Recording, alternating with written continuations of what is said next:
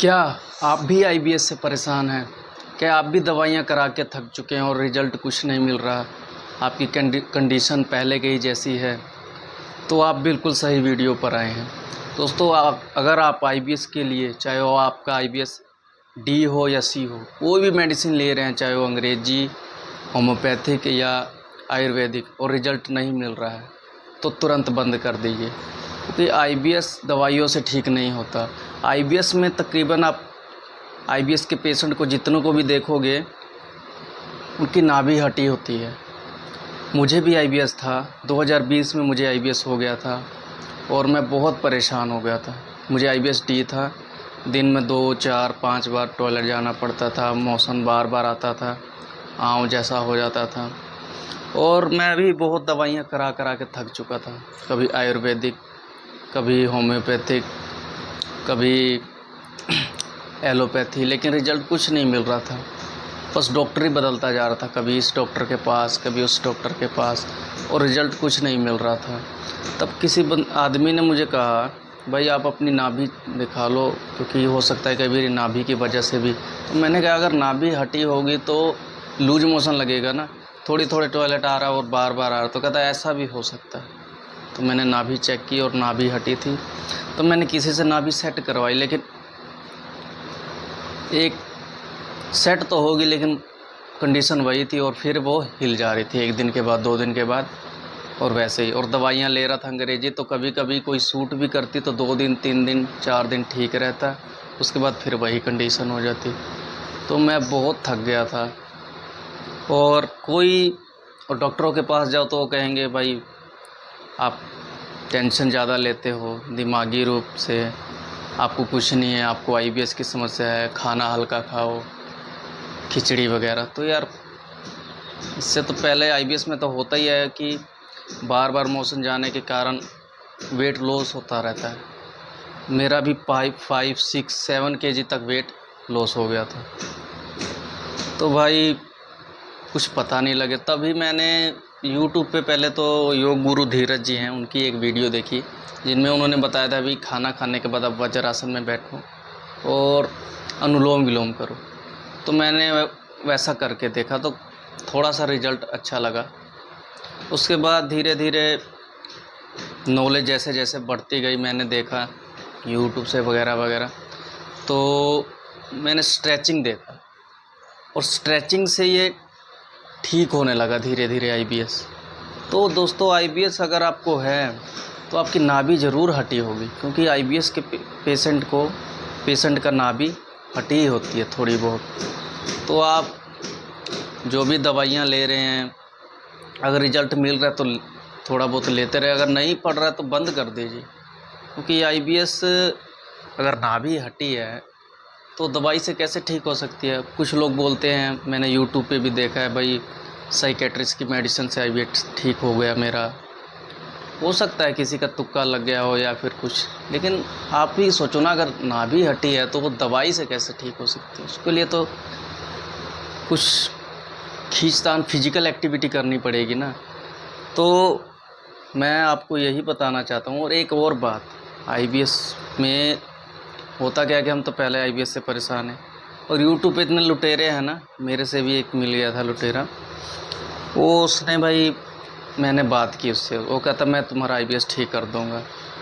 तो पहले तो उसने मुझसे 500 रुपये फ़ीस लिए, फिर उसने कोई मेडिसिन बताई, मैंने मेडिकल से लिया। 5 दिन, 6 दिन, 7 दिन तो ठीक रहा, मुझे लगा कि हाँ अच्छा हो जाएगा इससे। फिर वही कंडीशन होने लगी। फिर मैंने दोबारा कांटेक्ट करने की कोशिश की, कॉल किया, तो वो तो उसके भाव बढ़ गए। कह रहा कि भाई अब 1000 रुपये लूँगा मैं। तो उसके भाव बढ़ने लगे, अब मैं क्या करूं। फिर धीरे धीरे मैंने सब छोड़ दिया, दवाइयाँ ही बंद कर दी।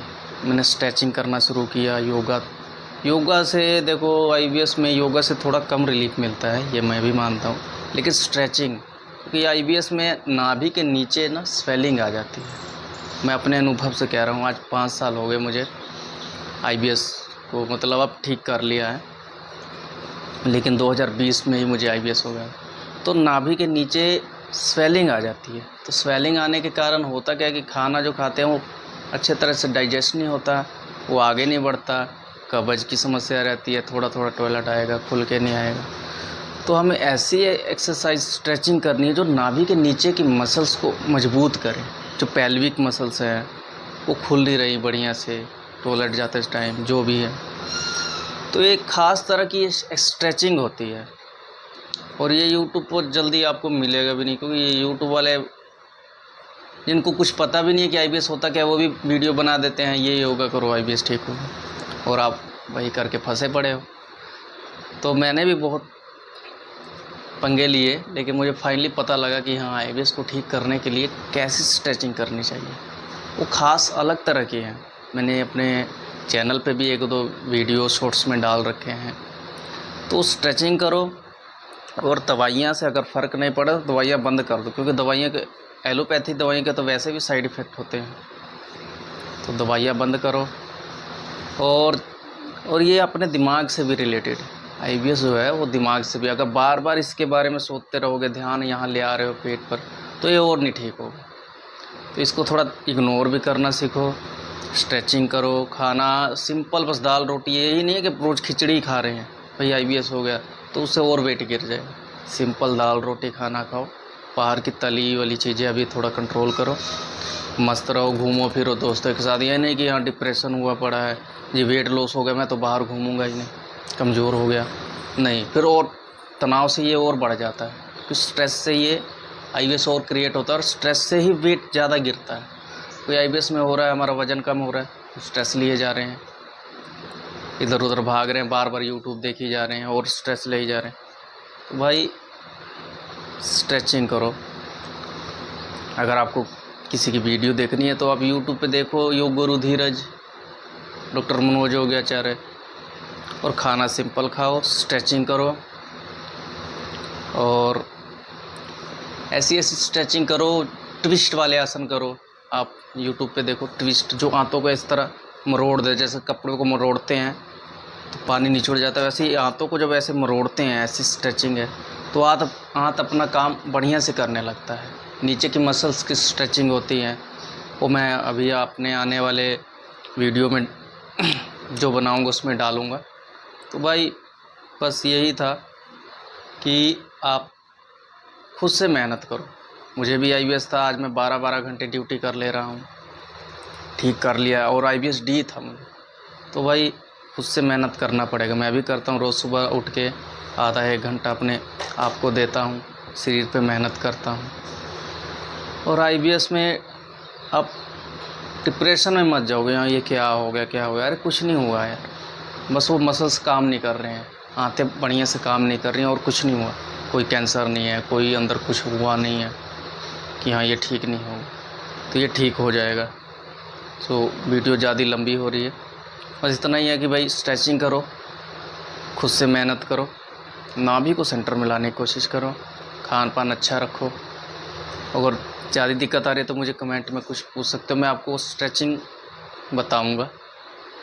सो वीडियो लाइक अच्छी लगी हो तो एक लाइक ज़रूर कर देना, और उन लोगों को भी शेयर कर देना जिनको अभी बहुत परेशानी है, जो IBS से पीड़ित हैं। Thank you.